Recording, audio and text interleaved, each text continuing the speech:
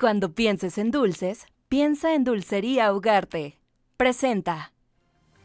Pero tuviste un programa muy padre, muy interesante. Y teníamos a invitados del tema político de la semana. Los mismos que tenía yo el jueves eran los que tenía Gilberto Marcos el domingo en la mañana y el arquitecto Benavides el domingo en la noche. Entonces, estando en Miami fue que te enteraste de lo de la historia de Tere Cos. Lo recuerdo perfectamente bien. Él nunca fue interrogado. Él nada más repitió una historia que le dijeron que dijera. Y te lo digo de frente, te lo digo. No seas cobarde. Te lo voy a recordar, digo, lo de Gloria Trevi, que te fuiste hasta Brasil a verla. Sí, ¿verdad? Fue un asunto que en su momento fue también sumamente mediático. Y que no ha terminado la historia, ¿estás de acuerdo? Regueiro, ¿cómo se llamaba la niña esta? Esa era una vieja Liliana Regueiro. Ándale, otra vez. ¿Y qué opinión te guarda ahora lo que está haciendo este mandatario Ukele con la cárcel nueva que abrió? ¿Del Salvador? ¿Del Salvador? Sí. Yo quiero ser compadre de ese. Me tocó atender un asunto de un abuso sexual a un menor, a un niño de 5 años. ¿Cuáles son las mentiras más grandes que tenemos en la historia de México? Que a ti dices. Los niños héroes. ¿Sí? ¿Comprobadísimo? 100%. Para hacer una campaña política se requiere de algo muy, pero muy particular. Comprometerte a algo que sabes que no vas a cumplir. En 18 días perdí a mi único hermano de sangre y a mi papá.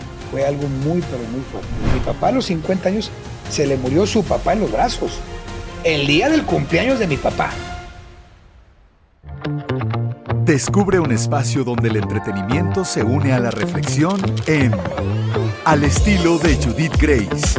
Historias que inspiran, expertos que guían y motivación para tu día a día. Comenzamos.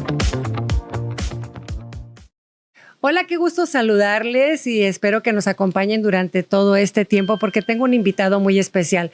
Uno que quiero mucho porque es un gran amigo de mi familia y bueno, tenemos muchos años de conocernos, muchas historias que hemos compartido, anécdotas que para qué les cuento, y es el licenciado Roberto Flores. ¿Cómo estás, compadre? Comadre querida, pues muy contento de estar aquí contigo.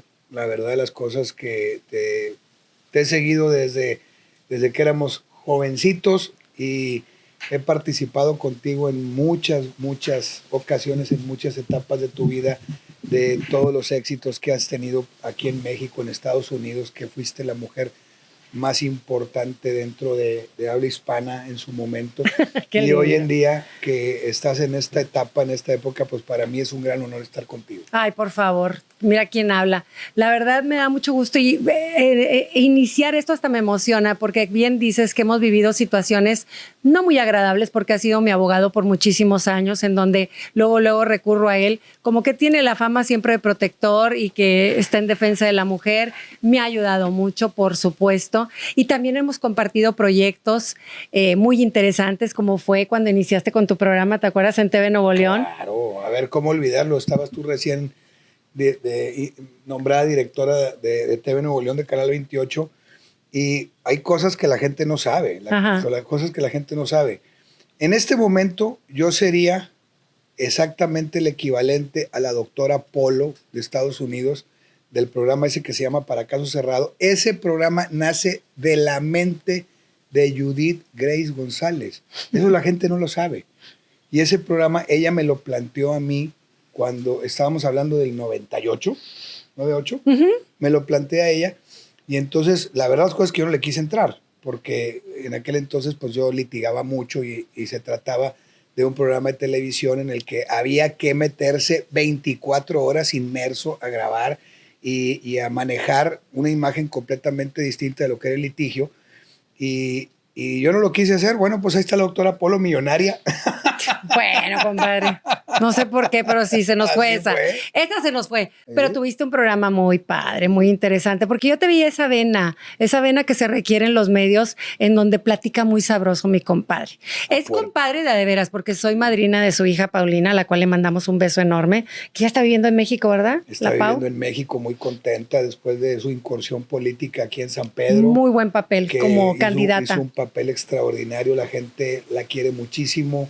Ha seguido trabajando ella dentro del ámbito de ayudar a la gente, principalmente de San Pedro 400. La quieren muchísimo. Ahora que cumplí 60 años, fui a sacar orgullosamente mi tarjeta del INSEN Qué bueno, y las compadre. damas que te atienden ahí en el INSEN, pues resulta que todas ellas eran personas que habían... Estaba en la campaña. Bueno, no activamente porque ellas eran empleadas, pero ellas habían votado por Paulina y sabían perfectamente quién eran. Entonces, me recibieron maravillosamente. Yo me sentí muy orgullosa en los debates, porque eso es una cosa muy difícil de controlar, compadre, porque estás contra un reloj, estás con el nervio, obviamente, de las preguntas que por supuesto no sabes qué te van a abordar, y estás también con personajes políticos de una gran trayectoria, como hablemos de un Mauricio Fernández, que hoy es el actual alcalde de San Pedro, y la muchachita en su papel. Sí, fue una revelación política importante, sí. muy, muy importante. Tan es así que yo creo que por eso le invitaron a México. Ajá. Muy orgulloso. Bueno, pero volvamos a ti, al papá. De todas estas cosas, de estos proyectos que hicimos juntos, ¿qué sabor encontraste tú al tener tu programa en el cual invitabas precisamente a diferentes funcionarios que podían aclararte cosas importantes que se estaban gestando en el Estado? ¿Y podemos decir las verdades o Tú me lo van a dilas, editar? compadre, por supuesto. Ya pasó muchos años. Sí, claro. Cuando tú me invitaste a ese programa, se llamó A Puerta Cerrada. Era un programa de corte político en el cual teníamos una mesa redonda los jueves en la noche. Y entonces, en aquel entonces, pues el Canal 28 no tenía cómo medir el rating. El rating se medía por medio de llamadas. Y resulta que teníamos 60 o 70 llamadas en 2 líneas en cada programa. Eso quiere decir que mucha gente nos estaba viendo. Sí. Porque mucha gente hablaba para preguntar. Y entonces estábamos siempre con las llamadas del público. Y teníamos a invitados del tema político de la semana. Increíblemente, los mismos que tenía yo el jueves eran los que tenía Gilberto Marcos el domingo en la mañana y el arquitecto Benavides el domingo en la noche. O sea, qué bien que te checaban. Claro, por supuesto. Y entonces fue de gran aprendizaje, nos divertimos muchísimo, aprendimos mucho, saludamos a mucha gente, hicimos muchos amigos, relaciones que a la fecha siguen. El productor que tú me pusiste, Alberto Ábrego, bueno, pues la verdad las cosas, titán de la televisión de Monterrey, un hombre con una calidad humana entregado excepcional. Totalmente a ese canal, pero qué bárbaro. Hasta un que amor, se jubiló. Sí. Hasta que se jubiló, un hombre entregado al canal que quería mucho su trabajo y principalmente con un talento excepcional para lo que se requería, que era el producir un programa de corte político.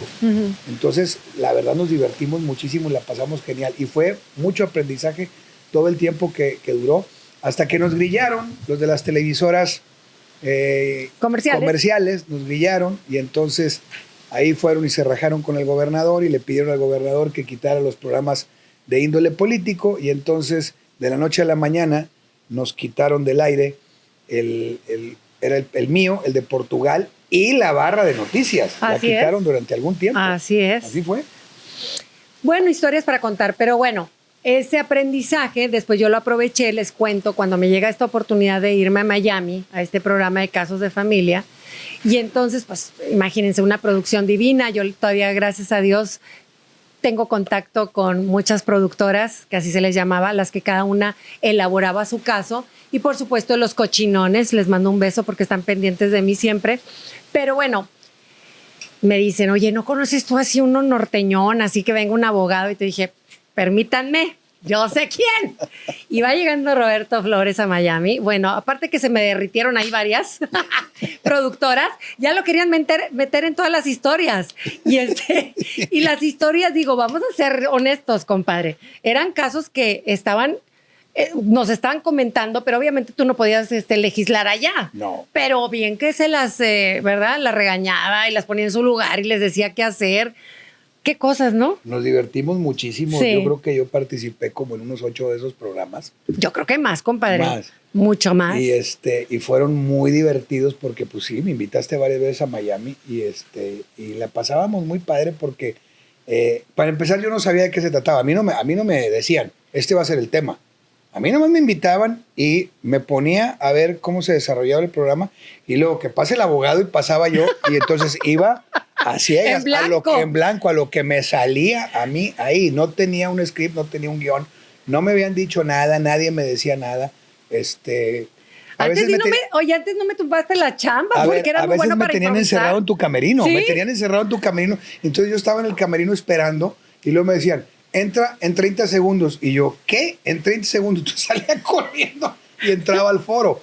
Sí. Pero yo había estado escuchando el programa en el audio. Ajá. Y entonces por eso sabía de qué se trataba. Pero era genial. Ahora que lo podemos decir tantos años después, porque fíjate, para sorpresa, hace poco relativamente yo me subí a un avión para ir a Austin y me sale en mi teléfono, no se pierde el maratón de 4 horas de Casos de Familia que lo estaban transmitiendo en Venezuela. Ajá. O sea, todavía al día de hoy mucha gente sigue viendo esos capítulos, vamos a decir, o esos episodios viejos, pero ya era muy folclórica la gente, ¿estás de acuerdo? A ver, la que participaba. Te voy a decir algo, yo te he presumido a ti muchas veces de lo siguiente, que también mucha gente no lo sabe.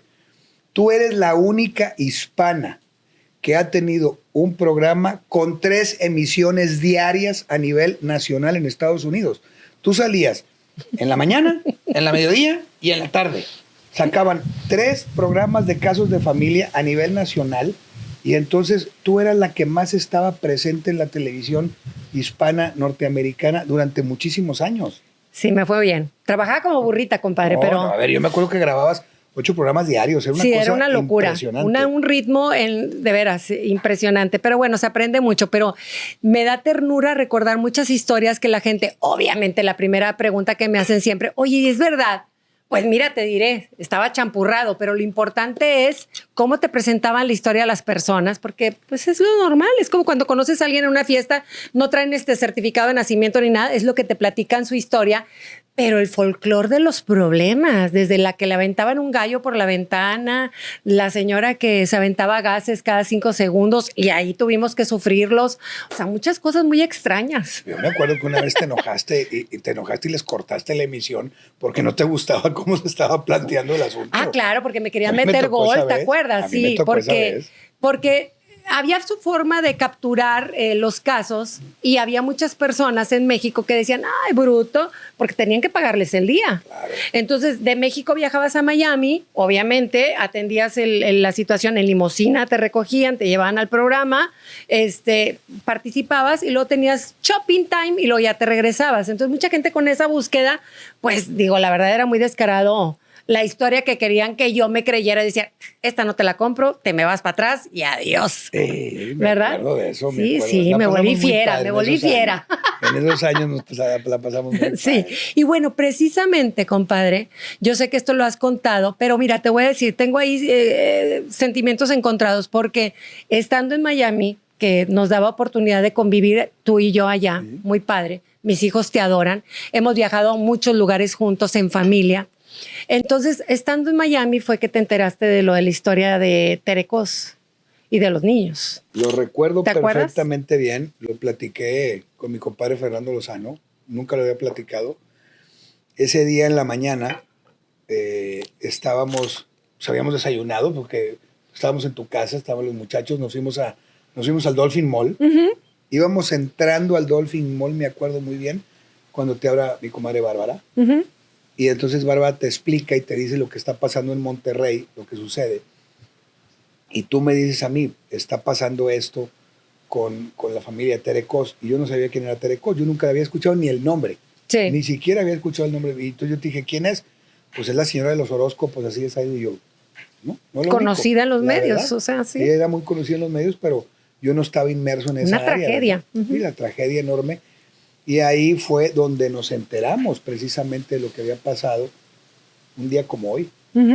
Exactamente. Y entonces, hoy... ¿En serio? Hoy es el aniversario. ¡Ay, caray! Hoy es el aniversario. Y entonces, pasa eso. Hicimos ahí el tiempo que estuvimos ese fin de semana, yo por ahí, esos días de grabación, me regreso y a los poquitos días, probablemente 5 o 6 días después, es cuando es precisamente el sábado, que es el día de la primera comunión de Roberto, mi hijo. Sí, recuerdo. Y estando en la primera comunión, en la misa de la primera comunión de Roberto, mi hijo, te hablan. Es cuando me habla Tere. Sí. Y entonces luego terminó la misa, me fui yo al despacho, la atendí y de ahí pues se suscitaron todos todos los asuntos que mucha gente conoce durante varios años. Y yo creo que a ti muy, muy complicado. te impactó más porque el niño que lamentablemente falleció tenía como que la edad de tu hijo, ¿verdad? ¿La misma edad? Eric Azur era de la misma edad de Roberto. Tenían 8 años de edad. Chiquito. Tenían exactamente la misma edad. Uh-huh. Y yo te lo saco a colación, yo sé que lo platicaste con Fernando Lozano, me encanta Fer, me encanta lo que está haciendo y pues vuelvo a revivir todas estas circunstancias porque como nos veíamos muy frecuentemente, yo recuerdo que amén de que nos platicaste lo que se podía platicar porque ya eras tu abogado del caso, oye, vi unas fotografías de esta muchacha con unos chipotones acá espantosos, unos golpes en la cabeza de martillazos que le dieron, que entonces esa teoría de que se estaban un acuerdo de un suicidio, pues estaba muy salvaje, ¿estás de acuerdo? O sea, imposible de creer. Fíjate las cosas. Ahora sí, como dijo Jack el Destripador, vámonos por partes. A ver. Ay, qué bárbaro. Fíjate. El asunto da para platicar muchísimas horas. Ajá. Se va a hacer una serie. Hay 5 productores muy interesados en hacer series, pero todos quieren que sean gratis y la verdad las cosas, yo creo que aquí debe de haber una compensación enorme para la familia que nunca tuvo no nada más una compensación de ningún tipo, sino que fueron destrozados. La familia Peñacos fue destrozada por la sociedad y fue destrozada por los medios de comunicación. Entonces, creo que deben de ellos ser partícipes y deben de recibir algo de algún beneficio económico por parte de lo que produzca esa serie. ¿Te han buscado a ti, compadre? Me han buscado un sinfín de productores, pero yo no he tenido acuerdo con ninguno porque simplemente, para empezar, no me compete a mí me compete nada más mi parte como abogado. Pero yo creo que ellas definitivamente están alejadas de todo, no quieren saber nada. Es un duelo que jamás se va a superar. Ese caso destrozó a 2 familias, no destrozó nada más a una, destrozó a 2 familias. Y la verdad las cosas fue manejado de una manera por parte de los medios que hoy en día, afortunadamente, ya se sabe la verdad. No está muy difundida. Y ahorita vamos a ir a ese punto. A ver. Pero ya se sabe la verdad. Mira, el homicidio fue premeditado, fue planeado por parte de este muchacho. Sí. Él lo confiesa. Y entonces, esa premeditación y ese planeamiento que él hace de lo que va a pasar no era directamente en contra de los niños chiquitos, era en contra de Erika. Y entonces, las circunstancias de lo que sucede esa noche es lo que le conlleva a él, primero, a asesinar a Eric y luego a asesinar a la niña. A la bebé. Tenía 4 años la niña. Y entonces, María Fernanda. Y entonces, ¿qué es lo ¿Estaba drogado él? No, por supuesto que no. Claro que no. Pues, tuvo todos los antidopings necesarios y no estaba drogado. O sea, en sus 5. Con esa capacidad de maldad. Premeditado. El testigo que es el amigo, que es el que lo lleva a la casa esa noche, lo dijo y dijo que él vio la maleta en donde llevaba las cosas, que fueron los objetos que utilizó para llevar a cabo su fechoría. Entonces, todo esto que se convirtió en una novela, por la pelea por el rating por parte de las televisoras. En aquel entonces Multimedios se abstrae. Multimedios dice, yo no participo. Fíjate. Pero sí daba la noticia, pero no editorializaba. Y Televisa y Azteca sí lo hacían, mucho más Azteca. ¿Por qué? Porque Azteca estaba en el sótano, como sigue estando en el sótano en los ratings, y el sujeto chiquito, chaparrito, de este tamaño, de estatura y de espíritu, ese sujeto fue el que pagó para que se hiciera un show mediático. Entonces, él contrató, primero que todo, hoy en día lo sabemos porque ya lo platicó públicamente y ya lo dijo públicamente, a Vadillo, al reportero calvo que todo el mundo conoce, que tiene su página que se llama Sin Pelos. Bueno, él contrató a Vadillo para que Vadillo fuera el que inventara todas esas cosas. Vadillo fue el que le metió en la cabeza al papá de Diego una historia que nunca sucedió. Él ya lo platicó, él ya lo confesó. Entonces hoy en día ya sabemos quién fue y cómo fue el que se fraguó. Ajá. Toda esta enorme mentira que a la fecha todavía hay gente que cree un sinfín de sandeces y tonterías. Qué coraje, ¿verdad? Claro, por supuesto, porque destrozaron de forma impune a 2 familias. Y a mí me da coraje porque, bueno, estando ahora en redes, compadre, te topas con muchos podcasts y en uno de ellos afirmando, asegurando, como si hubieran estado dentro de la habitación presenciando los hechos, con otra serie de teorías que tú dices, no tiene ni la menor idea. Como por ejemplo eso que salía Erika con la férula, que decían, una persona que ataca con un puñal o algo, entonces queda lastimada. Y esas estupideces No, que pues tú dices, pues ¿cómo? si le metieron como 6 puñaladas en el cuello, la degollaron de aquí hasta acá, la abrieron toda. La muchacha está viva porque Dios quería que estuviera viva y para que contara su historia. Sí. Adentro de la casa sucedieron situaciones terribles en contra de ella, la maltrató de una manera absurda, le dio de martillazos en la cabeza, cosas que todo el mundo sabe y que todo el mundo conoce que no tendríamos que volver a somatizar a las personas, pero la Sí. verdad las cosas que fue terrible lo que hizo este muchacho. Ajá. Yo siempre he albergado la esperanza y te lo digo de frente, te lo digo, no seas cobarde, no seas cobarde, confiesa, ten la valentía, ten la hombría de confesar y de decir la verdad.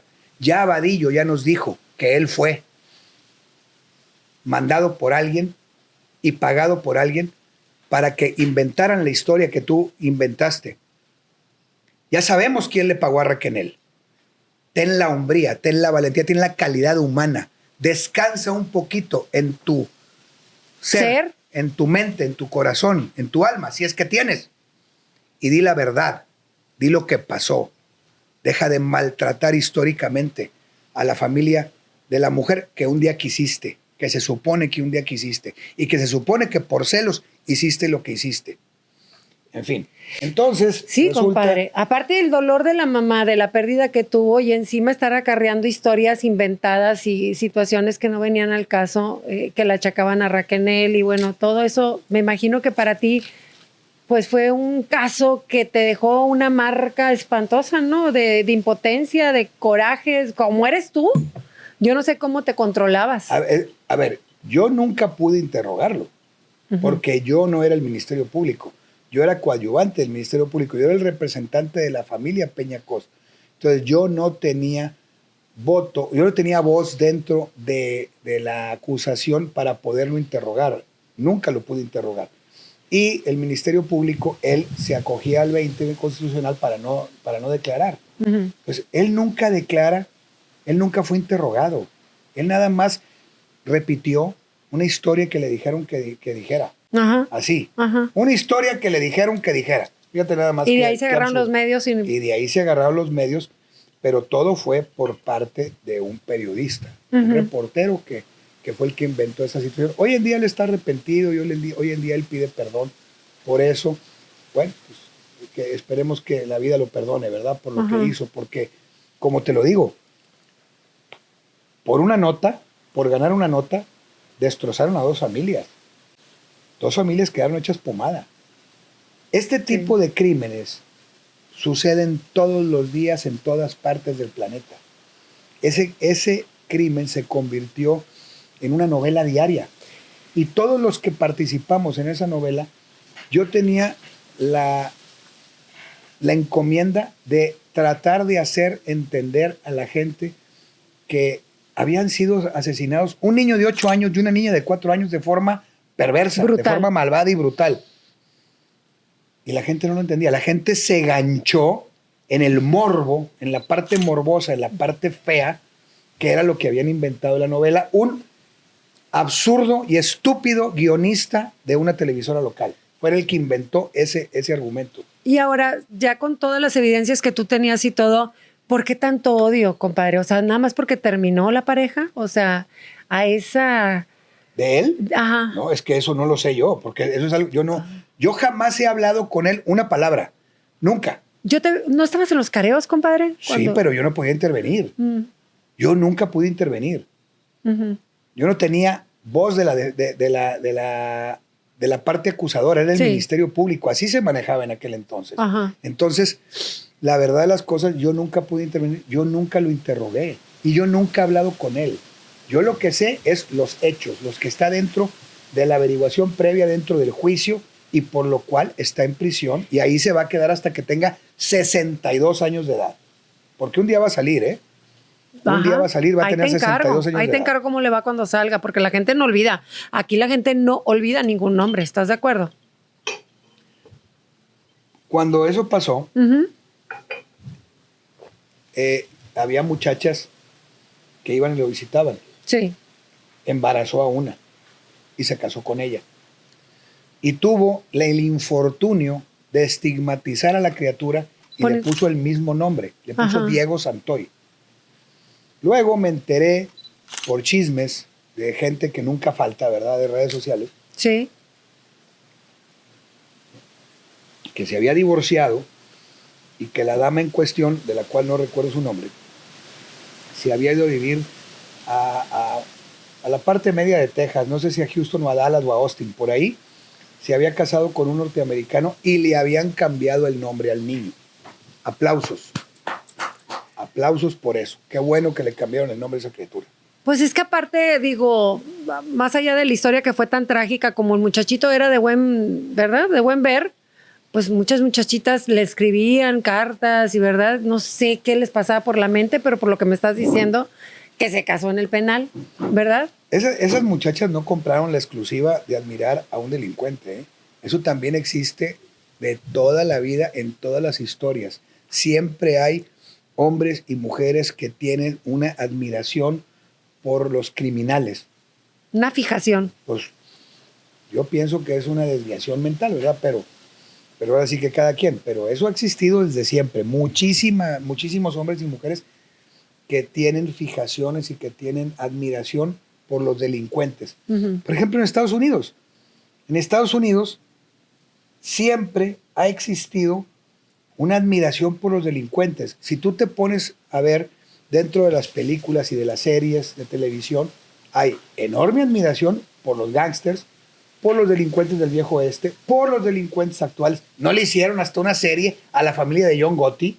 Sí, claro. Entonces, a ver, estás hablando de un delincuente, de un tipo que era un jefe de la mafia, que sus hijos, el dinero que tenían era producido por la mafia. Y les hicieron una serie viviendo como un Gotti. Ajá.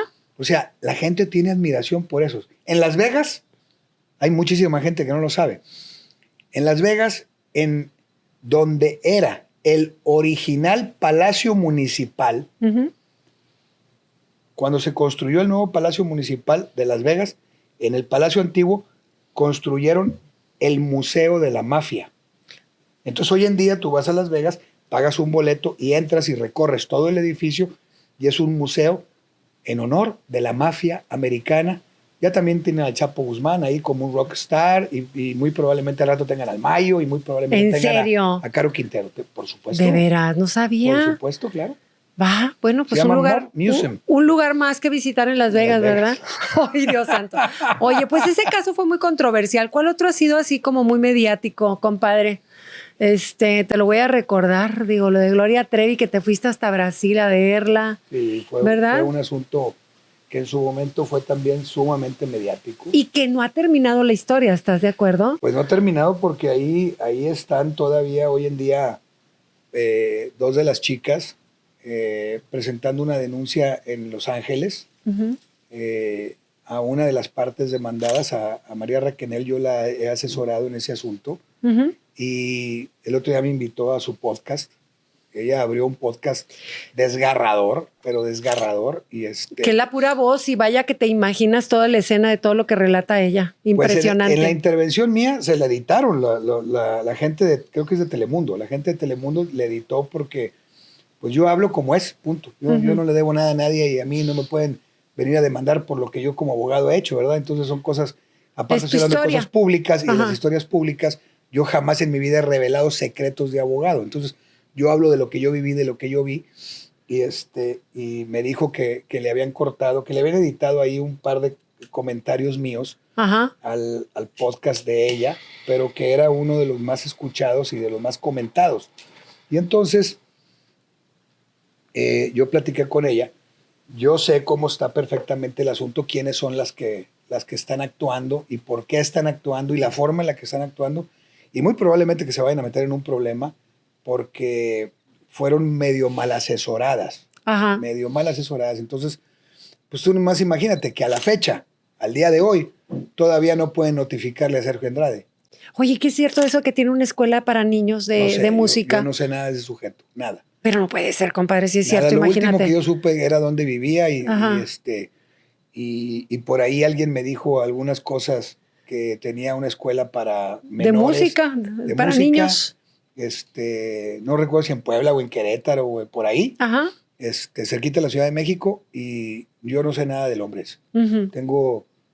¿Y las una demandas vida de no son saber contra él o contra Gloria todavía? ¿Todavía sigue esa que situación? yo tengo una copia de la demanda, y entonces la demanda establece que demandan a Gloria y demandan a Sergio y a Mari. Ok. Porque como Mari no quiso participar y no quiso sumarse a estas dos muchachas, también la demandaron a ella. Ajá. Y entonces, pues, por ahí está la situación. Válgame, pues no tiene fin esta historia, ¿verdad? ¿No? Y más aparte, la forma en la que ellos fueron afectados por parte de las televisoras en su momento con las historias que... Con la serie que acaban de sacar también, ¿no? Bueno, ¿O qué? la nueva no tengo yo la menor idea cómo está. Pero... No la viste, compadre. No, por supuesto que no. Mm. Pero en aquel entonces, acuérdate que tanto Televisa como Azteca hicieron 2 series. Sí. No, Azteca estaba, pero en llamas. A ver, cuando más ha ganado dinero fue con esa serie. Yo creo que sí. Ellos ganaron muchísimo dinero, pero muchísimo dinero ganaron con esa serie. Y ahí está un pleitazo que no, Claro, no termina, entonces, ¿verdad? Ahí por ahí yo supe que presentaron alguna demanda en Estados Unidos y Así que es. están peleando esa, porque probablemente allá sí ganen la demanda. Pues hay cosas que dices tú, ni cómo poder buscar el fin de algo, porque da para más y da para más. Y luego fíjate, pareciera ser que ya se estaban todas apaciguadas, y ahora otra vez la muchacha esta que es ¿de dónde es? ¿De brasileña o algo? Otra vez está, ¿cómo se llama? La muchachita que se llevó a la bebé, Regueiro, ¿cómo se llamaba la niña esta? Esa era una vieja Para acabar pronto. Era una vieja. Liliana Regueiro. Esa era una Ándale. vieja. Otra vez está peleando con ella y antes estaban juntas en Esa la anda serie, buscando, entonces esa están anda así. buscando otros 5 minutos de fama para ver si hace unos comerciales o a ver si la sacan en una revista, pero jamás en la vida. Esa vieja ni participó ni nada. Es un cero a la izquierda. Es una oportunista. Ay, Eso es lo que caray. es esa Pues mujer. eso también puede ser todo lo que a ti te tocó ver y todo lo que leíste del caso y demás. Pero bueno, a mí me queda como que lo que asististe a estos penales, ¿qué impresión te daban los de allá de Brasil? ¿Tan feos? Terribles. ¿Son los más feos que ha sido? Terribles. ¿Sí? Terribles. ¿Por qué, compadre? A ver, Pues no hay penal bonito, ¿estamos de acuerdo? no, en Estados Unidos sí hay unos a todo dar. Ajá. Son de particulares y pagados por particulares y hazte cuenta como si fueran un spa. Ajá. Pero, Ay, caray. a ver, no tienen rejas y salen a trabajar Y uniforme bonito. No, andan en ropa normal y salen a trabajar al pueblo que está cercano y regresan a las 7 de la tarde. O sea, Ah, sí. sí, hay programas de rehabilitación y de Que sí reinserción funcionan. social en Estados Unidos distintos. Y entonces,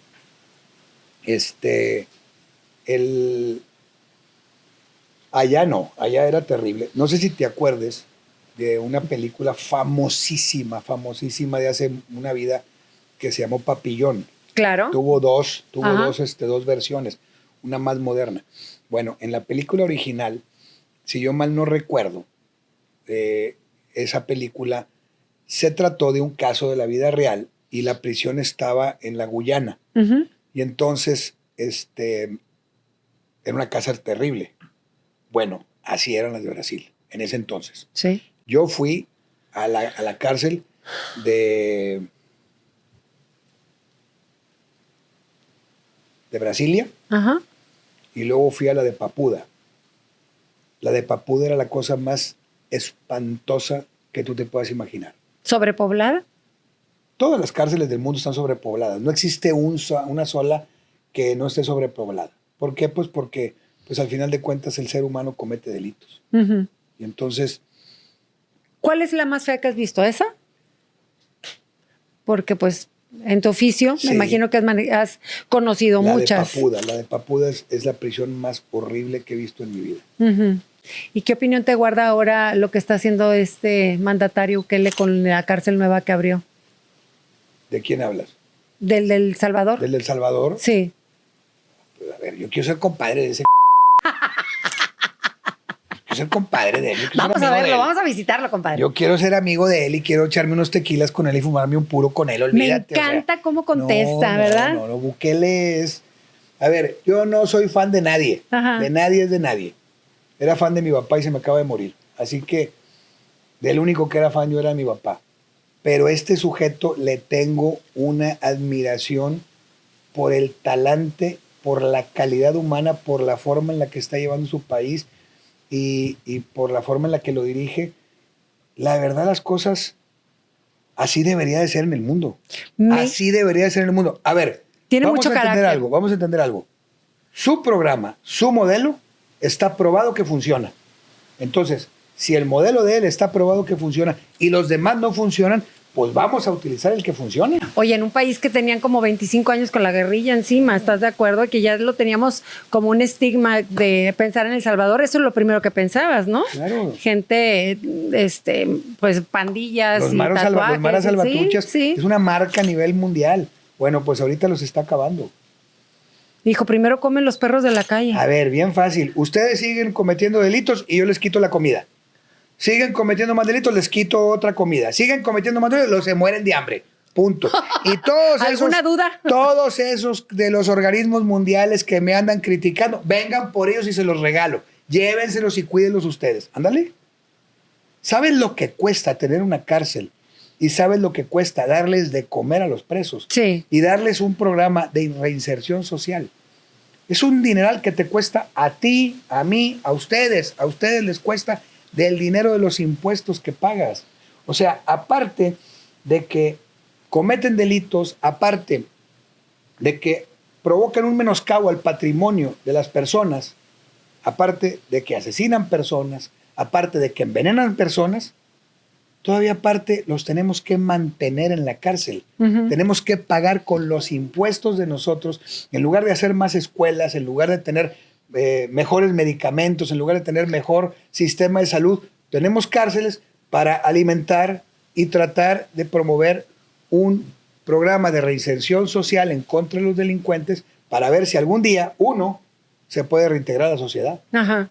Entonces, la verdad, Bukele lo está haciendo y lo está haciendo muy bien. Oye, y esos sistemas que implementan en la cárcel para hacer cosas, ya sabes, que placas de los carros o algunas, pues no sé, actividades que ellos mismos se elaboran y venden, ¿tú le has visto futuro a eso? Sí, la verdad las cosas es que al final de cuentas hay que entender algo. Un gran porcentaje de la gente que está detenido, Ujú. muchos no tienen cómo defenderse, muchos no pueden defenderse. Ajá. Y entonces, de alguna manera, dentro de prisión, pues tienen que buscar la forma de ganar algo de dinero. Y por eso se afilian a esos programas de trabajo. Y la mente, distraerla, compadre, A también. ver, y muchos de ellos que son gente intelectual, que han tenido trabajos importantes dentro de la sociedad, pues ahí los implementan y se convierten en maestros de idiomas, en maestros de matemáticas, en maestros de derecho. Ajá. Fíjate que con esto me recuerdas, y precisamente acabamos de ver una serie, cómo esto removió todo el caso y cómo hubo manifestaciones en Los Ángeles y todo esto del caso de los Meléndez. Claro. Porque curiosamente, no curiosamente, pero desde que ellos están presos, han demostrado una serenidad, nunca se han peleado, nunca han entrado en ningún conflicto, estudiaron una carrera, han sido maestros para otros, o sea, han sido como un ejemplo dentro de su pago, ¿verdad? De condena. Y esto pues orilló a que mucha gente ahora está a favor y piensan que estuvo mal el juicio en el cual a ellos no les tomaron en cuenta tanto o tan a detalle el que hayan sido maltratados desde niños. ¿Tú qué piensas? Mira, ese caso, cuando eso sucedió, la verdad de las cosas es que en México no tuvo mucho impacto. En México no tuvo mucho impacto porque estaban sucediendo cosas dentro de políticas del país que no tuvieron tanto impacto a estos muchachos. Hoy en día, se convierte en un caso de estudio jurídico. Ajá. ¿Por qué? Porque a mi forma de ver, de todo lo que yo he investigado Sí. respecto de este caso, que son cientos de páginas que hay en internet, unas de mentiras, otras más o menos verdades, otras de verdad, esta película y la serie que se hizo, las entrevistas con ellos, el saber que cómo estaban de unidos, cómo estaban sometidos por el papá y por la mamá, cómo estaban sometidos ellos, luego cómo los separan durante muchísimos años, Ujú, y al final de cuentas ellos no han cambiado su versión. ujú. Y creo yo que no es que merezcan una segunda oportunidad. Te voy a explicar. A ver. Creo que las leyes están escritas de cierta forma para que se lleven a cabo y se desarrollen de la manera en la que se marca. Ajá. Si existe una violación o un procedimiento, se debe de reponer un proceso. En México, cuando en el desarrollo de un juicio se omite desahogar una prueba o se omite un testigo Ok. o se omite algo y se dicta una sentencia, para eso está el amparo, Ujú. para que un juez revise el caso y entonces diga, hay que reponer esta prueba. Caso del de Diego Santoy. Ah. Lo último que sucedió fue la Sí. reposición de una prueba. ¿Ah, sí? Repusieron una prueba, y entonces se llevó a cabo, se desarrolló y la sentencia quedó firme. La misma sentencia, no se dictó una sentencia nueva. A los periodistas les encanta Remover ahí cosas, manejar ¿verdad? conceptos distintos, ¿verdad? Sí. Pero fue algo realmente sencillo lo último que sucedió en ese caso. Se repuso y volvió a quedar la sentencia firme y se acabó el asunto. En el caso de estos Meléndez, creo que... ¿Les afectaría lo de OJ, que fue antes de ellos? Pero eso les afectó a ellos en el tema mediático. No les afectó en el tema para la sentencia, les afectó en el tema mediático. Porque yo todo lo que he visto es que ellos eran los rockstar en ese entonces, en ese momento de la televisión. El caso de ellos era el caso mediático más importante. Pero muy agresivo, ¿estás de acuerdo? Claro. Porque- Viene O.J. Simpson y O.J. Simpson les dice, quítate que ahí te voy, Ajá. y los nulifica en la audiencia. Y entonces el caso de ellos quedó relegado. Sí. Ya a nadie le importó el caso de ellos mediáticamente. La novela había quedado en un segundo plano e inició la novela de O.J. Simpson. Ajá. Entonces, ¿qué es lo que sucede? Que hoy en día yo creo que deberían de reponer el proceso y que deberían llevarlo a cabo. Fíjate lo que te voy a Pues decir. estaba muy cantado para este año. Si lo que esgrimió la defensa de ellos en su momento lo hacen hoy en día los dejan en libertad.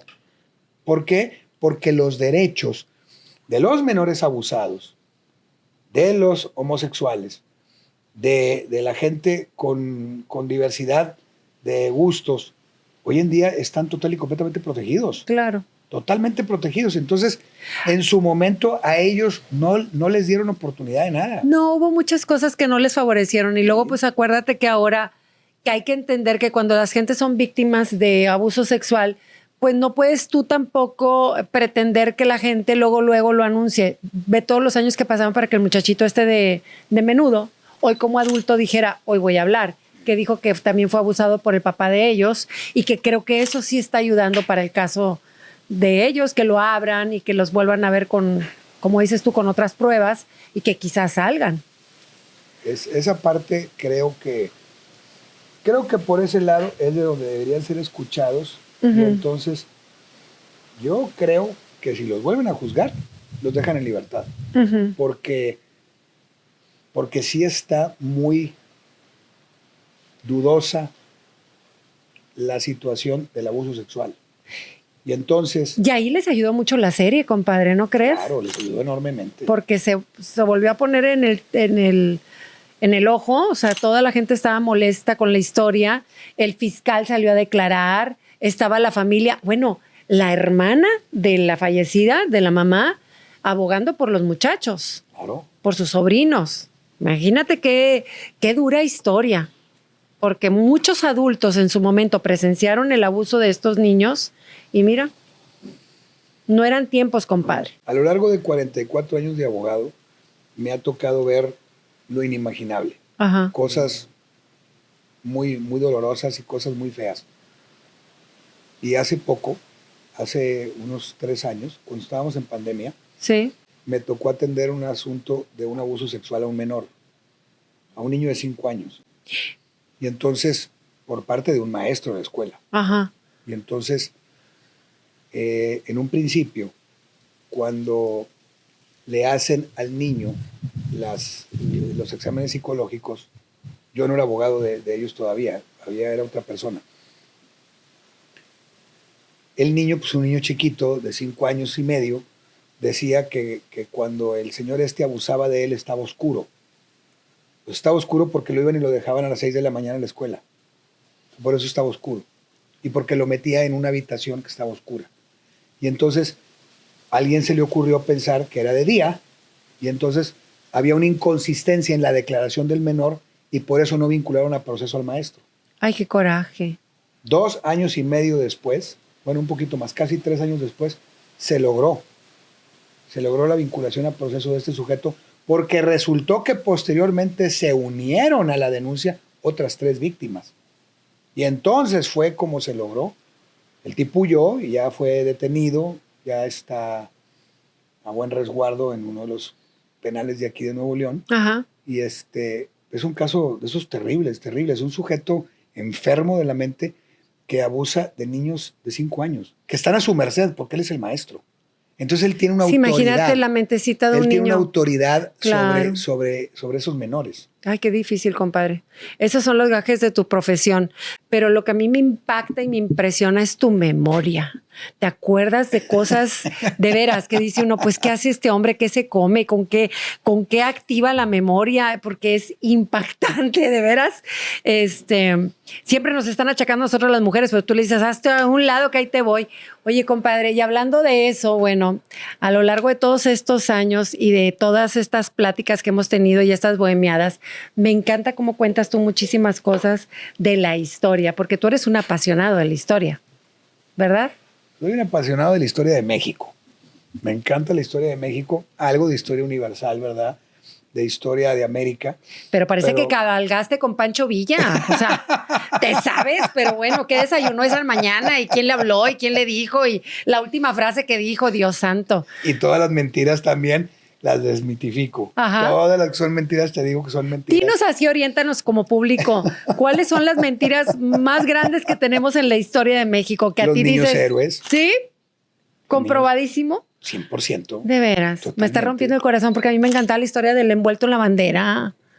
Ni siquiera existió. ¿Por qué? ¿Y para qué nos contaron esa historia? Porque si yo mal no recuerdo, Miguel Alemán necesitaba unos héroes para su momento histórico como presidente. Y entonces inventaron la historia de los niños héroes. No existieron. O sea, sí existieron los cadetes, pero del que no se tiene ningún registro es de Juan Escutia.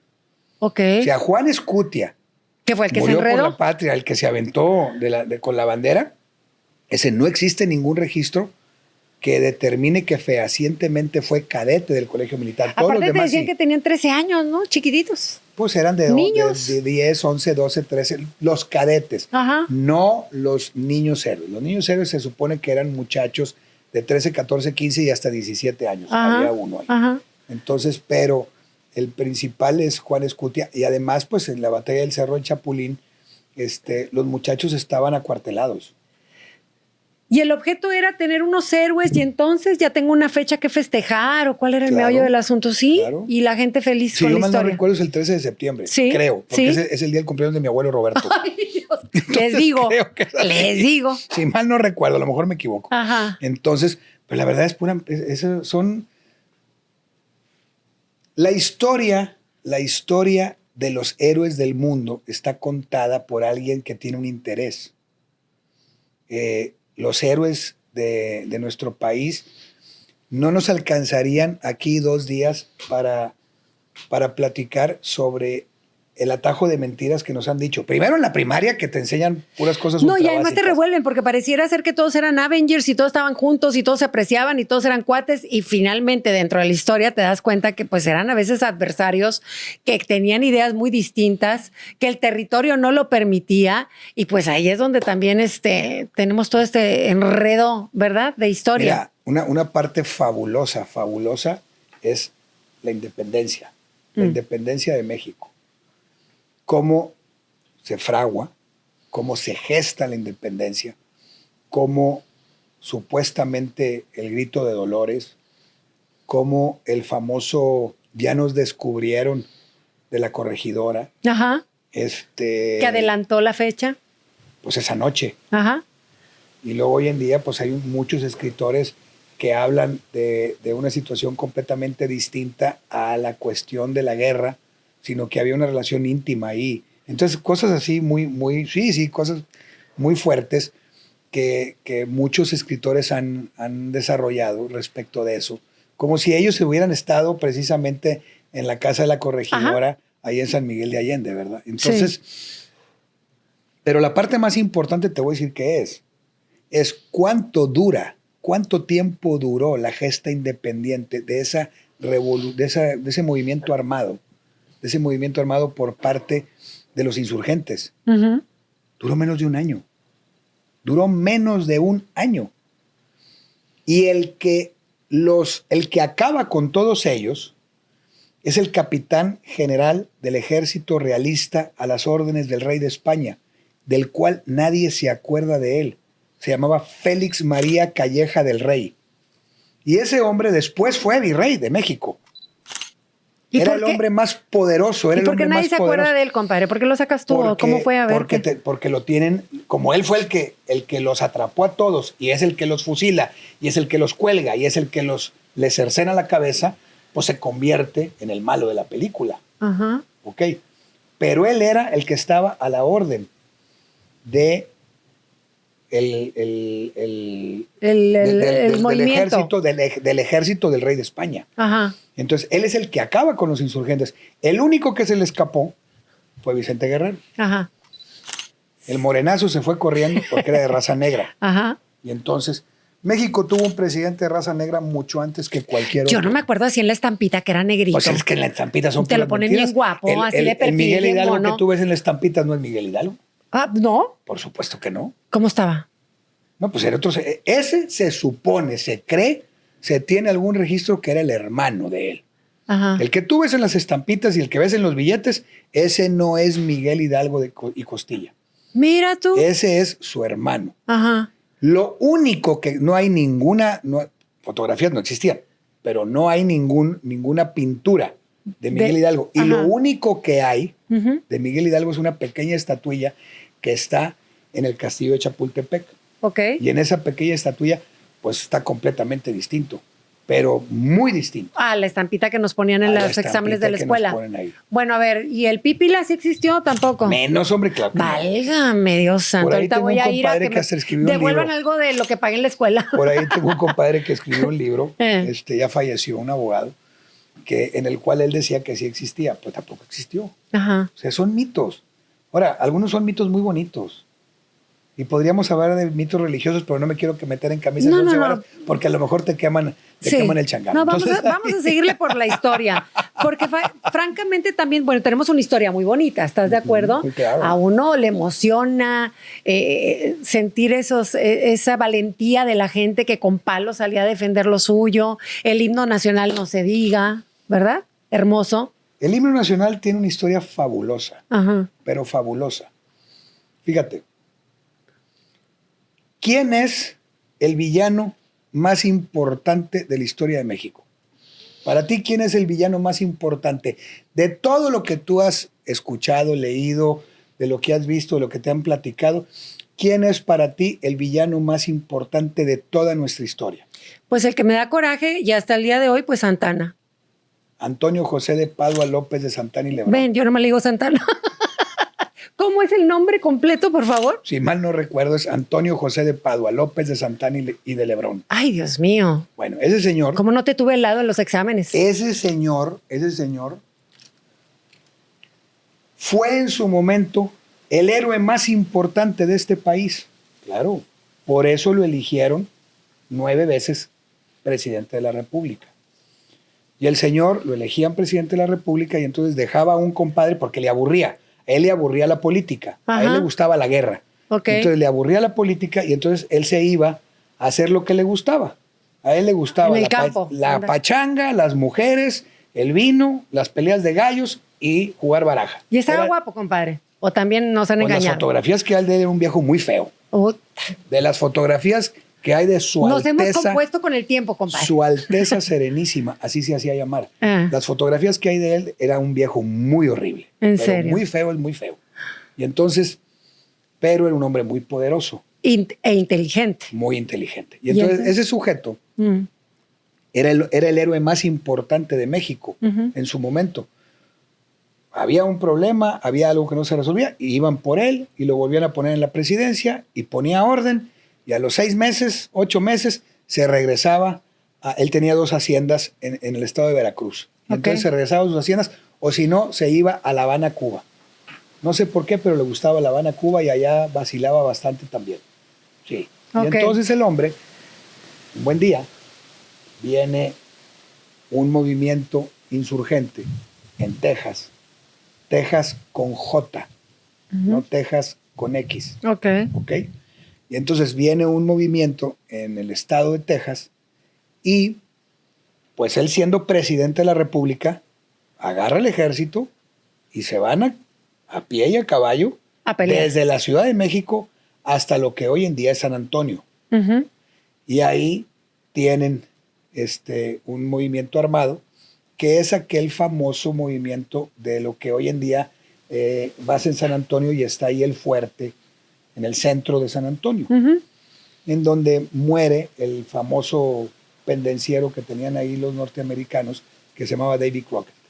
Y entonces, al día siguiente, así dicen las crónicas, pero no pudo haber sido al día siguiente. Unos días después, en San Jacinto, un poblado aledaño, ahí pues se supone que estaba él durmiendo y entonces llega Sam Houston. Sam Houston había sido gobernador de un estado de Texas, de la Unión Americana. Entonces llega él con su ejército a combatirlo y entonces los aplasta, los apabulla y los apresa. Y la historia cuenta muchas cosas de cómo sucedió ese evento. Al final de cuentas, lo detienen y le quita su uniforme y en calzones blancos largos lo mete en una jaula y lo manda a Estados Unidos. Perdón, lo manda a Washington, a la Casa Blanca. Y ahí lo tienen, al presidente de México lo tienen apresado. Nadie nunca les ha dicho que un presidente de México en funciones fue apresado por los norteamericanos. Y estuvo apresado en Washington, estuvo en una cárcel, en una mazmorra. ¿Cuánto tiempo? Como 8 meses. Ah, caray. 8 o 10 meses lo tuvieron ahí, con un friazo del tamaño del mundo. Entonces ahí le quebrantan al hombre la voluntad y ahí es donde se firma el tratado, donde entrega los estados de ¿Y entonces cómo me dices que se es convierten héroe? después? Bueno, porque él había sido muy héroe. Si él cometió un gravísimo error, haberse acobardado. Yo te aseguro que si él le hubiera dicho al presidente norteamericano, no voy a ceder, fusílame, el 80% de las ciudades de México tendrían una calle, avenida principal, Antonio López de Santana, estaría en los billetes, estaría en todas partes, habría estatuas, habría escuelas, habría universidades, habría aeropuertos con el nombre de López de Santana. Y nuestro México sería más grande. Pero te voy a decir la parte más importante, que tampoco casi nadie sabe. Nuestro hermosísimo himno nacional mexicano es un canto de guerra en honor a él. ¿Cómo? Claro, ¿Por supuesto. qué? Porque él, siendo presidente, es el que lanza la convocatoria para que se compusiera un himno nacional para México y se musicalizara. Y entonces él escogió a los que lo compusieron, a Francisco González Bocanegra y a Jaime Nuno, los escoge para que el himno sea ese. En ese himno, qué bonito. El original, antes de que fuera cortado. ¿Por qué lo cortaron? dos estrofas en honor A Santana. y una en honor a Iturbide. Ándale. Y esas 3 estrofas, junto con otras 2 mal, si mal no recuerdo, fueron cortadas y ¿Quién las quitó, eliminadas. compadre? Un presidente de la República. Ahora sí que de ese no me acuerdo quién fue, pero hubo un decreto y en la ley que hay del himno y de los símbolos patrios y de la bandera mexicana, ahí lo único que tú vas a ver es el himno mexicano que nosotros conocemos, que hemos cantado orgullosamente en la primaria y que se canta en todo el mundo. Sí. Pero el original es un canto de guerra en honor a Antonio López de Santana. Mira lo que aprendemos el día de hoy. Bueno, entonces si nos cambias la percepción que teníamos de este señor, para ti, ¿quién ha sido entonces el mejor personaje que tenemos de la historia? Porfirio Díaz, sin lugar a duda. ¿Sí? Sin lugar a duda. ¿Por? Dame tus razones. Podemos platicar de don Porfirio 3 días o 4. O sea, si nos vamos por épocas, desde que el hombre nace hasta el día de su muerte, es el personaje más importante de la historia de México. A la fecha le tienen tanto miedo que hace más de 100 años que se fue. A él no lo derrocaron, a él nadie lo quitó, él renunció y fíjate lo absurdo. Cuando inicia el movimiento revolucionario, él decide renunciar para que no haya más derramamiento de sangre, cuando que él había participado en más de 50 actos de combate siendo general. Ajá. Y entonces él decide renunciar a la presidencia de México e irse precisamente para que no haya derramamiento de sangre. Y resulta que hubo derramamiento de sangre durante 25 años. Sí, claro. Como que todo el mundo, no sé, digo, si hacemos esta pregunta en forma general, mucha gente tenemos como que más en la memoria a Benito Juárez, con su frase célebre, ¿verdad? El respeto al derecho ajeno es la paz y todo eso. Porfirio Díaz como que no está mucho en el radar de la gente, ¿no crees? Fue 33 años presidente. Bueno, unos van a decir, no, fue 30. Primero fue 4 años presidente y luego fue casi 30. Fue 33 años, porque tuvo a un compadre que puso, primero fue 4 años, luego puso un compadre otros 4 y luego él se fue ya se fue grande, ¿verdad? Porfirio. Entonces, la verdad de las cosas es que el México que tenemos nosotros, todos los fundamentos de México Nación son de Porfirio Díaz, son del gobierno porfirista. Y le tocó a él un buen momento donde la gente ya buscaba la paz. Claro, por supuesto. Donde él ya pacificó al país. Él pacificó al país con los únicos. A trabajar, con los únicos que nunca pudo fue con los indios yaqui. Ajá. Fue con los únicos que nunca pudo. Bueno, creo que a la fecha, por ahí alguien el otro día escribió que nunca jamás se había firmado la paz entre el gobierno federal y los indios yaquis. Alguien por ahí escribió el otro día. La verdad no desconozco, pero con los únicos que nunca pudo fue con ellos. ¿Y cuál es tu percepción después de todo lo que hemos hablado de la historia? ¿Cómo vamos, compadre? ¿Cómo va México? ¿Cómo lo sientes? Pues con el problema que tenemos hoy en día con Estados Unidos, yo creo que tenemos que observar los próximos meses qué va a pasar. ¿Qué va a pasar realmente? Porque pues está complicado.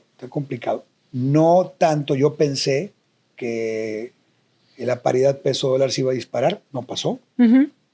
Yo pensé que el precio de la gasolina se iba a disparar, no pasó. Veo una paz y tranquilidad en medios de comunicación, en la prensa escrita, toda la gente en la calle trabajando. Las redes sociales no están incendiando a nadie. Estamos viendo más respuesta por parte de Canadá y por parte de China. Ya el primer ministro de China le mandó decir a Trump que como quisiera le entraban. Ay, Dios. Alguien hoy publicó aparte hasta cuántos aviones tiene de guerra China y cuántos aviones tiene Estados Unidos, porque ya están hasta especulando de una guerra, ¿verdad? Entre China y Estados Unidos. Yo no creo que eso vaya a pasar. Ojalá y no. Por supuesto que no. Veo algo sumamente importante y te voy a decir qué es. Yo veo una estabilidad económica en el país. A López Obrador lo golpearon durante 6 años y aguantó total y completamente los 6 años del golpeteo. Y desde que se fue, no ha vuelto a hablar. Eso es un punto muy importante. No ha vuelto a hablar. Y la presidenta ha tomado las riendas del país. Y la presidenta es una mujer valiente. Además de que es sumamente inteligente, es una mujer con una inteligencia muy, muy superior. Me gusta su temple. Claro. No la sacan de quicio. Tiene un temple la señora. Para manejar los medios. Claro. ¿Verdad? Una mujer impresionante en todos los aspectos, una mujer muy inteligente. Tiene muchos detractores porque es mujer. Yo la verdad las cosas le admiro porque para empezar es la presidenta de México y mucha gente votó por ella. Y entonces, la verdad las cosas creo que se merece una enorme oportunidad y yo no creo que por ningún motivo ella la vaya a desperdiciar. Ella tiene que trascender a la historia de este país como la primer presidenta y tiene que hacer un gran papel. Entonces yo creo que a México le esperan cosas muy importantes. Y si entendemos que en los últimos 6 años no existió ningún retroceso y mucho menos económico. Todas esas historias que yo leo y que tú lees y que todos leemos de que no hay medicinas para los niños del cáncer, pues yo no conozco a ningún niño de cáncer que no tenga medicinas. Ojalá y me platiquen quiénes. Sí hay un déficit enorme dentro del sistema de salud. Pero hay muchas necesidades. Existe en todas partes del mundo el déficit de salud. O sea, el ser humano está enferma todos los días y necesita medicinas y necesita atención médica. Entonces, eso no es un detonante de una mala administración. Como país estamos acostumbrados a la crítica continua del gobernante, Claro. ¿Estás de acuerdo? Y tú que viviste también esa posición en donde muchas veces dices tú, ok, no se trata nada más de criticar, sino si tú estuvieras en la posición, si tú pudieras hacer la diferencia, ¿qué harías, verdad? Y tú lo viviste, compadre. Sí, claro. ¿Verdad? Porque pues, a veces también desde afuera se ve todo más sencillo. Criticar lo que tú no haces es muy fácil. Eso es muy fácil, sentarte a criticar. Yo conozco muchos políticos que jamás en su vida han estado sentados en un puesto. Y el día que se los ofrecieron dijeron, no, yo critico. Claro. Acá estoy bien. Sí, claro, por supuesto. Conozco a varios. Y conozco a muchos que nada más les encanta ser candidatos y que por ningún motivo quieren ganar. Nada más quieren Nomás ser hacer candidatos. ruidito. Claro, nomás quieren ser candidatos. Ajá. No quieren ganar. ¿Por qué? Porque no les interesa que los despedacen después por una ineptitud. O sea, se requiere de mucha valentía estar sentado en un puesto importante y tomar decisiones y principalmente te voy a decir que rodearte de talento es tan complicado. Tú lo viviste. Es tan complicado rodearte de talento. Tú no vas a invitar a trabajar contigo a tus compadres, ni a tus amigos, ni a tus hermanos, ni a tus familiares. Vas a invitar a trabajar al talento, al que sabe desarrollar algo. Si dentro de ese desarrollo y de ese talento hay alguien de tu extrema confianza, pues principalmente Por supuesto. es a la persona que vas a invitar Porque a trabajar también es contigo. el factor de confianza que sabes Claro. que te va a cumplir, ¿verdad? Pero necesitas gente con talento. Sí. Si no, pues ¿cómo? No, pues ¿cómo se sostiene? ¿Hay alguna aspiración política por ahí, compadre? Fíjate que a mí, digo, no sé ni por qué, porque la verdad no tengo idea por qué, pero hay algunos partidos que me invitan, pues cada 3 años, a participar. Yo no he decidido hacerlo porque, pues, la verdad de las cosas, te voy a decir, te lo voy a platicar aquí en confianza, que no salga de Monterrey. Para ser político y para hacer una campaña política se requiere de algo muy, pero muy particular. Y es comprometerte a algo que sabes que no vas a cumplir. A ver. Las promesas de campaña. A ver, dime un político que haya cumplido sus promesas de campaña. Uno. Ay, tristemente, difícil, triste. ¿verdad? Ahí tenemos a Samuel con el estadio. A ver, no, y había 200 promesas de campaña. Entonces, Pero yo creo que es la fase también romántica, ¿no? De todo lo que queremos oír, lo bonito, de lo que nos pueden cumplir. pues sí. El candidato o candidata. Puede ser que a la gente le guste que le endulcen El oído. Puede ser que a la gente le guste que le digan las cosas que quieren escuchar. Pero a mí se me hace muy difícil eso. A mí se me hace muy difícil. Entonces, Mira, comadre, yo he atendido a más o menos un promedio, creo que ya casi como 5,000 damas en mi oficina a lo largo de 44 años. Y entonces, todavía no logro entender a las mujeres. ¿cómo? Todavía no. Con ese averaje. Todavía no.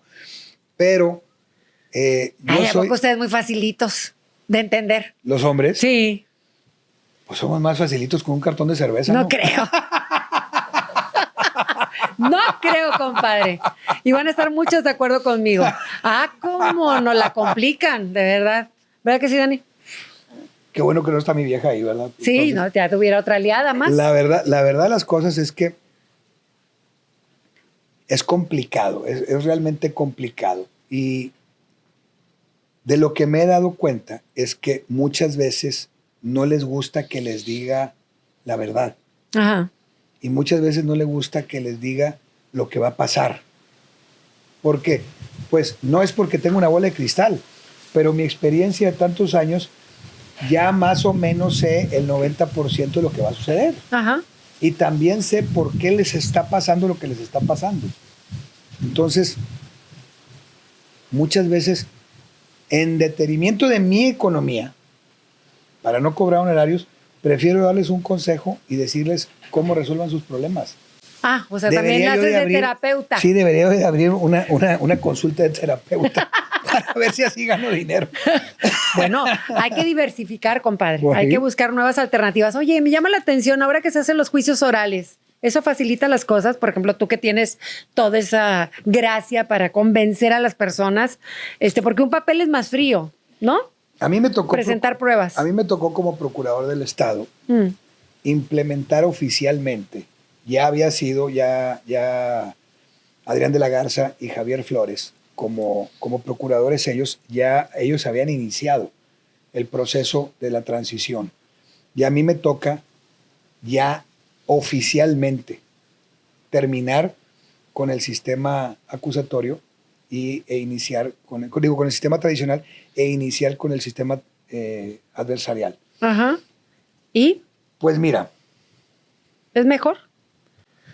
no es que sea mejor, es diferente, es distinto. Mm. Es distinto y en este sistema penal que tenemos en México, México no se preparó. México debió de haberse preparado desde hace 50 años para esa transición. Entonces,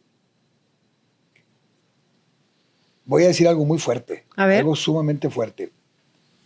Por causas totalmente ajenas a los nativos de esta nación, México nace como un país corrupto. Claro, viene corrompido por los ibéricos y nace como un país corrupto. Y entonces, lograr quitar el chip de la corrupción. O sea, ¿le echamos la culpa a los españoles? Los indios no eran corruptos. Ajá. Ah, cochitas bien lindos, ¿verdad? Los indios no eran corruptos. Los Ajá. indígenas no eran. No conocían esa parte. ¿Y de dónde le achacas tú lo corrupto a Pues estas porque gentes? vinieron Porque estos señores y estos señores en la transición, no existió ninguna conquista, eso es un absurdo.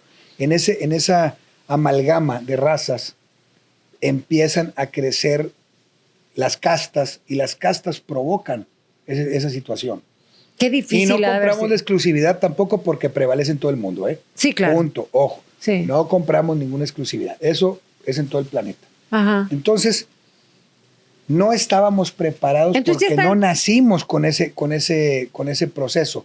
Nacimos con un proceso inquisitorio en el cual se señalaba a alguien como que había hecho o había cometido un delito y a ese se iba por él y se le daban de palos y se le metieron una mazmorra. Como ocurre ahorita en unos pueblos aquí de México, ¿estás de acuerdo? Que la gente toma ahí Todavía hay represalias cosas y ahí de sí, gente extrañas. que hace eso. Entonces, Pero a ver, ¿y luego? no se preparó México para esta transición. Y entonces eso ha provocado, sobre todo, una decepción enorme, Ajá. una frustración, primero, en el policía investigador. Segundo, en el juez, que está maniatado para poder impartir justicia. Tercero, en las víctimas, que se sienten defraudadas por el sistema. Ujú. Y el delincuente entra y se sale riendo del juzgado. ¿Ya me entiendes? Esa parte lastima mucho a la sociedad.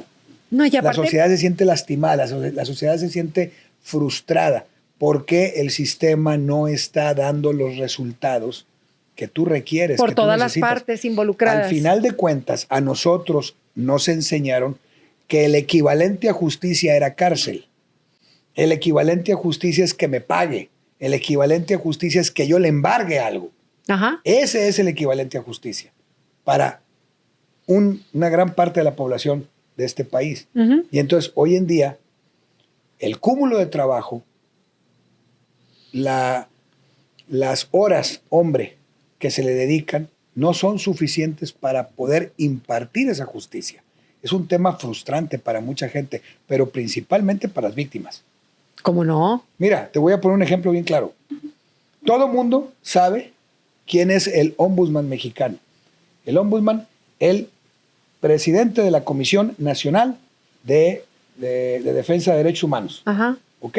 Ajá. Todo el mundo sabe, pero nadie sabe quién es el comisionado nacional para atención a víctimas del delito.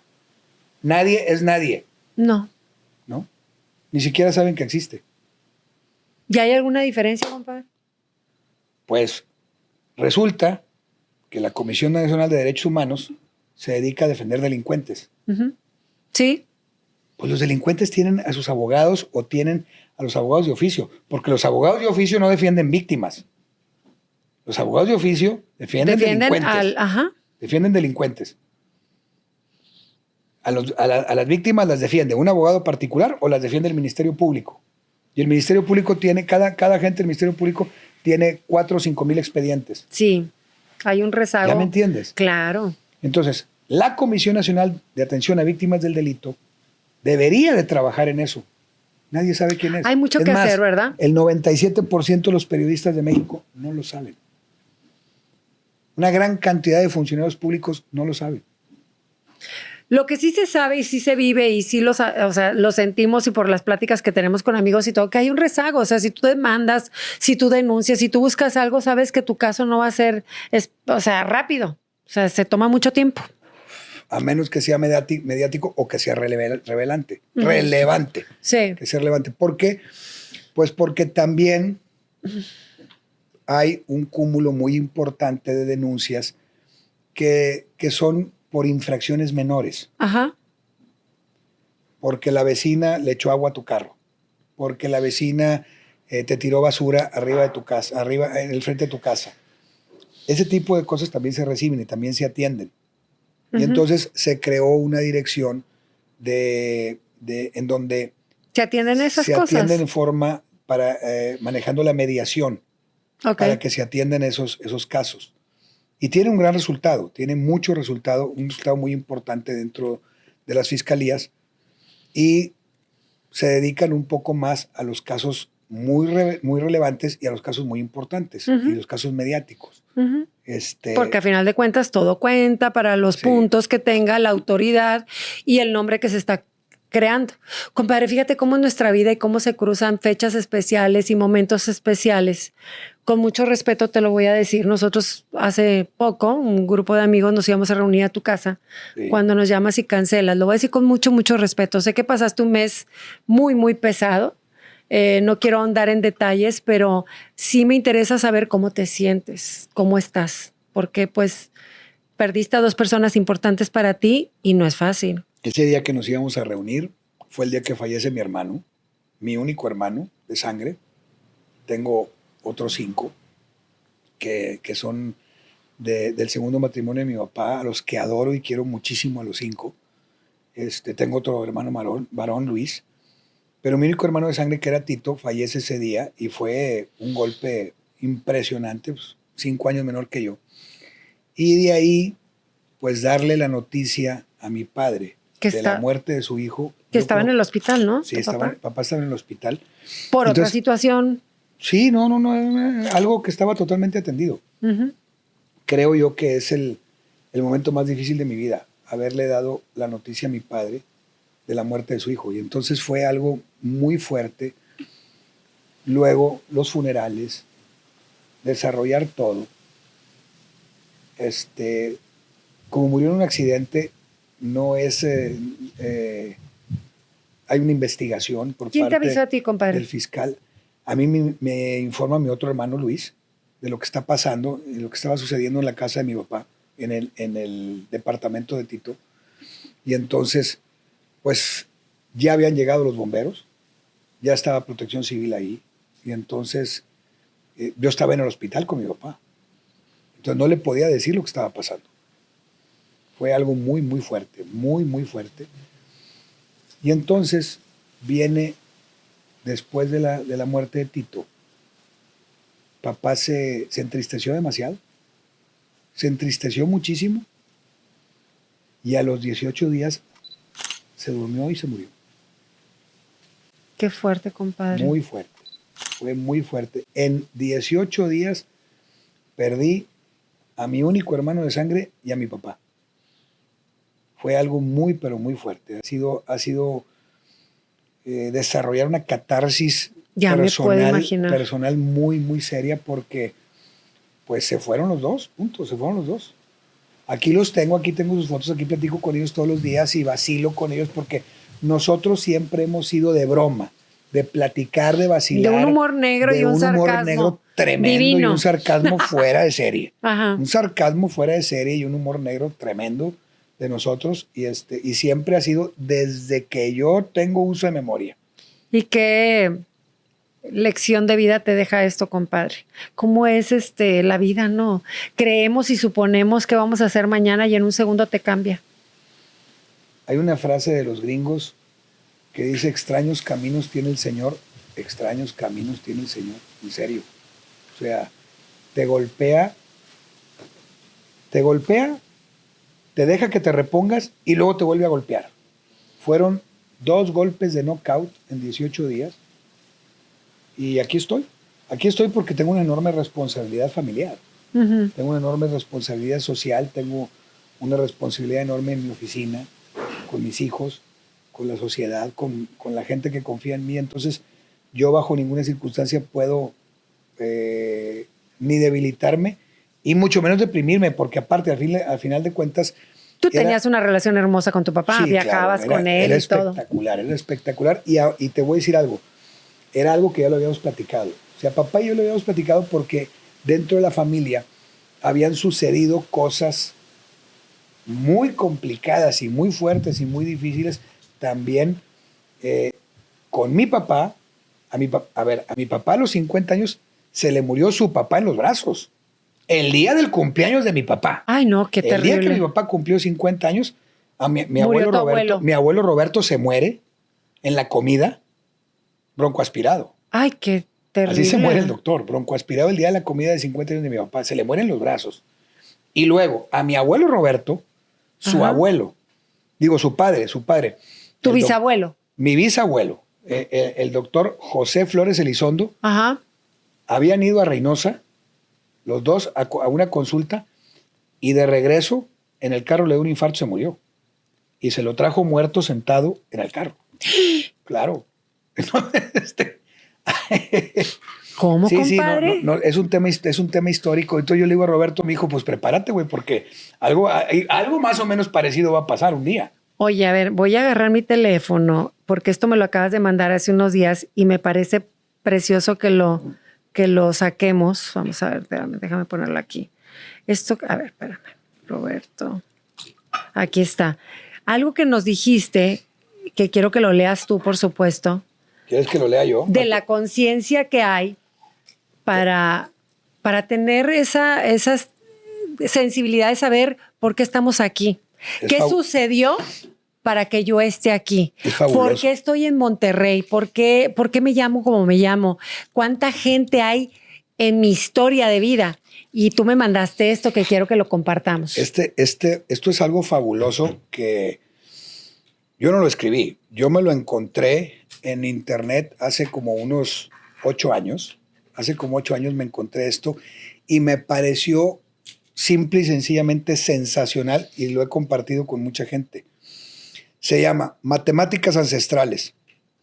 Para poder nacer, tuvimos que haber necesitado de 2 padres, 4 abuelos, 8 bisabuelos, 16 tatarabuelos, 32 chosnos, 64 pentabuelos, 128 exabuelos, 256 heptabuelos, 512 octabuelos, 1024 nonabuelos, 2048 decabuelos. Solamente en las últimas 11 generaciones fueron necesarias 4094 ancestros. Wow. 4094 personas arriba de nosotros. Ajá. Para que puedas estar aquí el día de hoy. Cerca de 300 años antes de que tú nacieras. Piensa por un instante. Cuántas luchas, cuántas guerras, cuánta hambre, cuántas dificultades, pero también cuánto amor, cuánto cariño, cuántas alegrías, cuánta esperanza, cuánta fuerza tuvieron que vivir todos estos antepasados tuyos para que tú pudieras estar vivo. Y todavía te preguntas, ¿qué hago aquí? Wow. Nosotros no existiríamos gracias a todo lo que cada uno de ellos pasó si alguno de ellos hubiera muerto. Gratitud a todos los antepasados, ya que sin ellos no tendríamos la felicidad de conocer lo que es la vida. Así que más te vale que seas feliz. Uy, me encantó, está hermoso. Es genial eso, porque ¿verdad? es cierto, compadre. Genial. O sea, ¿cuántas historias hay detrás de nosotros? ¿Cuántos sacrificios? ¿De cuántas razas estamos hablando que tenemos en nuestro ADN? Claro. Digo, hay unos exámenes que hoy por hoy se pueden hacer y que te sorprendes porque de repente, mira, simplemente si me pongo así a pensar rápido, mi nieta tiene sangre irlandesa, mexicana, americana, japonesa, y eso es en cortito. O sea, A ver, en 8 personas. sí. En 8 personas Sí, que le todos daron esos- eso. Todos esos colaboraron para que mi nieta sea lo que es. Entonces, imagínate si hablamos de 300 años. Claro. Qué A ver, bonito, ¿verdad? En 11 generaciones, 4094 personas para que tú llegaras. Fíjate que hace un par de años me había yo metido a una aplicación fabulosa que se llama Family Search, Ujú, que entonces yo la alimenté. Yo alimenté y entonces de toda yo tengo mi árbol genealógico de los Flores hasta el año de 1790 Ajá. y de los Treviño también más o menos hasta 1700, 1750, de los Cervera, de los Morales, de los Álvarez, de los Garza, de los González, de los Escobar. Tengo mucha información y entonces yo alimenté a mí, a mis hijos, a mi papá, a mi mamá, a mis abuelos, a los 4 abuelos y a algunos bisabuelos y a algunos tatarabuelos. Ajá. Y tenía la información también de un chosno. Entonces la puse y oye, ya ves que nos juntamos el otro día, hasta parece que es claro que nos está escuchando el teléfono.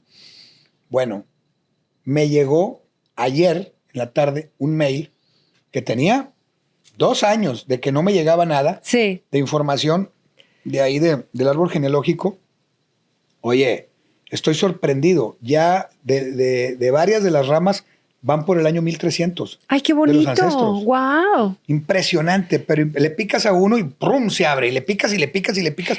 Entonces el árbol genealógico está, pero impresionante. Y a nosotros que nos encanta leer, que lo sé, pues digo, qué bonito que conozcas la historia de tus antepasados y que veas qué rol jugó en la sociedad y qué hizo, ¿no? Claro.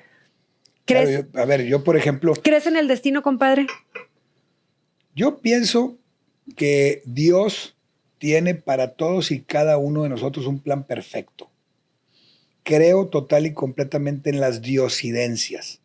O sea, creo que las diosidencias son...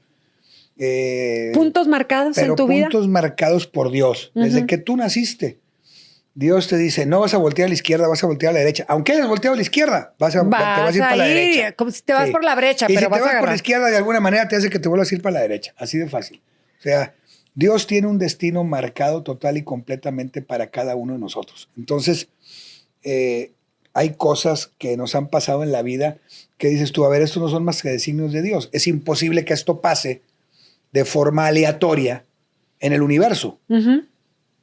Tengo 10 casos o 10 anécdotas que te pudiera platicar ese tipo de cosas. Entonces, sí estoy convencido de que Dios tiene para nosotros una situación ya establecida. y te lleva por ese camino y tú tomas las mejores decisiones al final de cuentas, ¿verdad? Ajá. Tomas esas decisiones y son trascendentales en tu vida. Por ahí hay un periodista que tiene un programa que se llama El Minuto que Cambió Tu Destino. Existe. Claro que existe el minuto que cambió tu destino. Claro, claro. Todos hemos tenido el minuto que cambia el destino. Te vas por acá, te vas por allá, claro. es un escenario totalmente distinto, ¿verdad? Claro. Pues, ¿qué yo iba a ser médico. ¿En serio? Claro. Pues hubiera sido muy privilegiado, fíjate, porque con esa memoria ni expedientes hubiera necesitado el hombre. Usted vino aquí hace 30 años y me dijo que le dolía la cabeza y recuerdo bien que le dije que se hiciera un examen, el cual no me trajo. Ay, Dios mío santo. Pero ese es mi compadre. Envidio las compañeras que tuviste en la secundaria, que sé que siempre te revolotean porque... Oye, ¿verdad? Tener un amigo, hacer equipo contigo hubiera sido otra cosa. Nos juntamos todavía. Ya sé. Bueno, pero yo no andaba en esos, yo no estoy en ese terreno, pero... Una de ellas es tu cuñada, Bere. Sí, claro. Sí, no te digo. De alguna forma nos teníamos que conocer tú y yo, ¿verdad? Claro. Sí, esa era parte de la diosidencia, claro, ¿verdad? Claro. Pues platicar con Roberto Flores... Nos podemos quedar aquí toda la noche. La verdad es una delicia porque es un hombre culto, preparado, muy carismático, un hombre que te conoce a detalle las cosas y te las recuerda perfectamente. Y yo quiero darte las gracias también por todas las ocasiones en que has sido verdaderamente mi amigo, que has estado al lado mío en momentos duros de mi vida y en otros que hemos disfrutado mucho y que hemos celebrado con cualquier tontería, claro, de la forma más simple, con una botana simple y con un refresco, con una cerveza, con un tequilita y nos la pasamos muy bien. Muchas gracias, Roberto, por este tiempo. Comadre, pues, ¿qué te digo? La verdad, las cosas, yo me siento muy honrado. Aparte que me hiciste el gusto de que me dejaras fumar y entonces que me dejaras platicar como yo quería, porque eso te lo agradezco enormemente. No, vaya, para poder platicarlo así teníamos que estar como siempre hemos estado a gusto, sentados, como amigos. Como amigos. Y la verdad, las cosas, estoy muy, pero muy agradecido que me hayas invitado. Espero muchos comentarios de parte de la gente. No me maltraten tanto, no me quieran tanto y no me destrocen tanto. Pero al final de cuentas, yo tengo mis ideas y tengo mi forma de ser. La gente que te conoce te quiere. No digo más. Así es. ¿Verdad? ¿Para qué le revolvemos? No somos moneditas de oro, nadie, ni Jesucristo cuando bajó. Y la verdad tenemos que asumir. Lo crucificaron al pobre hombre. Sí, entonces imagínate qué podemos esperar nosotros, con todo respeto.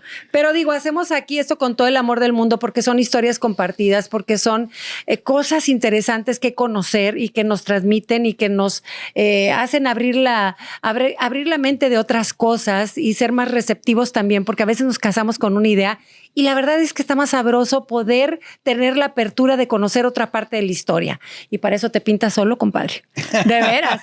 Yo quiero que tengas tu espacio en redes. Yo quiero disfrutar esos episodios porque contigo seguramente habrá muchas historias que desconozco y que me va a encantar saber por ti. Lo he pensado. Lo que pasa es que también es un trabajo de 24 horas. Le dedica uno, sí. Tener un espacio como el que tú tienes, como el que tienen amigos y amigas de nosotros, la verdad de las cosas se le dedica mucho, pero mucho tiempo. Y entonces... Le encuentras gusto, compadre. Sí, usted puede. Dese la agenda. Yo te digo cómo. Okay. Muchas gracias, compadre lindo. Gracias, compadre. De veras, un placer estar aquí en tu casa. Muchas gracias por haberme invitado y muchas gracias a todo el público. Y esperamos los comentarios con mucho agrado, porque yo los contesto, ¿eh? A mí el que me escribe en mis redes sociales, sí, el que me escribe en Facebook, el que me manda un Twitter, el que me manda un inbox de Instagram, le contesto yo. Yo no tengo un community manager, yo lo hago yo. A todo mundo le contesto. Y todo aquel que tengo en mi Facebook y cumple años, yo lo felicito todos los días. ¡Qué hermoso! Bueno, pues ustedes saben que nos veremos muy pronto porque ustedes forman parte de nuestra familia. Muchas gracias. Cuando pienses en dulces, piensa en Dulcería Ugarte. Presentó